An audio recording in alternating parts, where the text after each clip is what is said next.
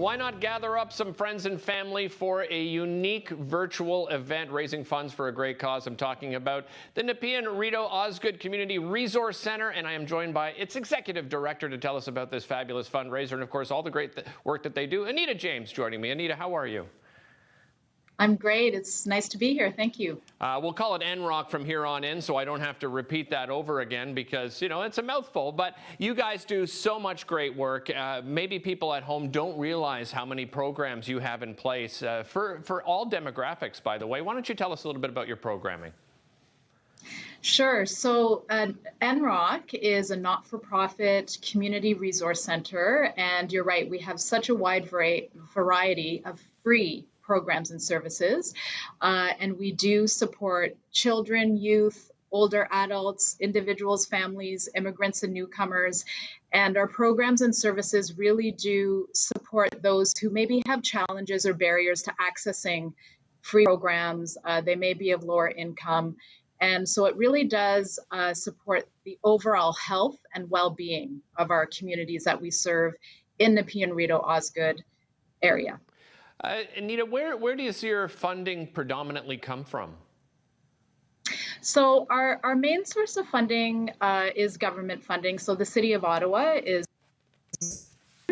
but we do have to reach out to a variety of sources. So private foundations, other public foundations, different levels of government. It really comes from a wide array because we have so much that we offer.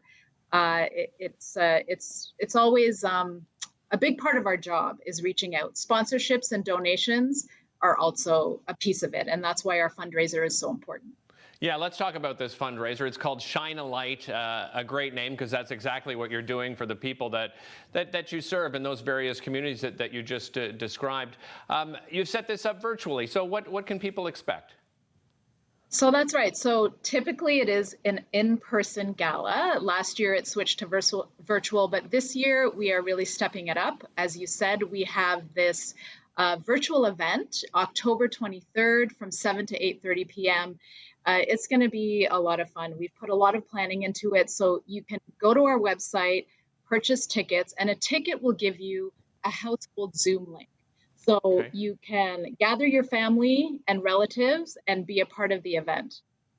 Yeah, and so is there a host to the event? Is there entertainment? Give me some more of the details. That's right. So there's a lot that's going to be happening within that period of time. So we're going to have a live musical performance from a local singer-songwriter, Riley Burns. He's going to play a couple of sets. It's going to be emceed by Dylan Black, which is great. He's supported over the years. When you buy your ticket, there's an option to also buy a home meal that can be picked up or delivered. We're working with a social enterprise, so also for another good cause. They're called Crackers Catering. We're going to have breakout rooms, so smaller groups can get together and mingle. So trying to simulate a little bit of that in person.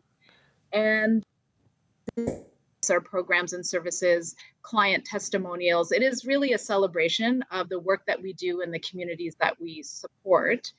The other piece is our silent auction. Okay. So you will hear more about that at the event, but our silent auction is a bigger time frame. So starts October 18th.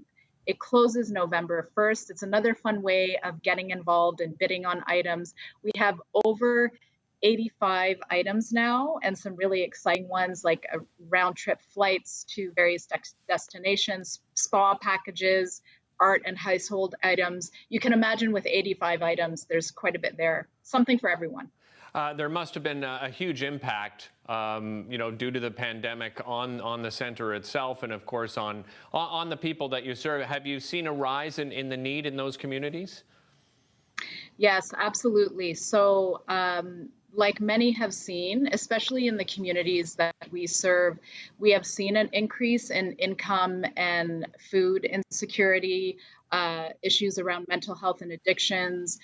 People are more socially isolated. And when you don't have the resources to access programs and services, that can really weigh on your mental health.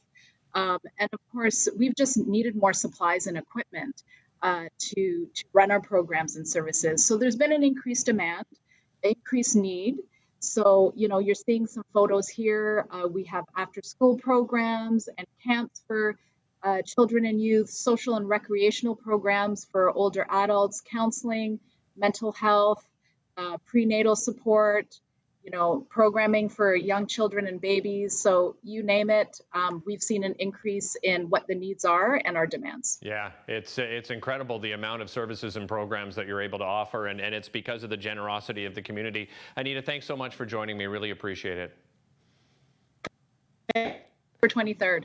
October 23rd, that's right, from 7 to 8:30 p.m. You can visit the website to get your tickets. Coming up next, Kurt Studley, host of OHL Hockey on Rogers TV. We're talking 67s right after this.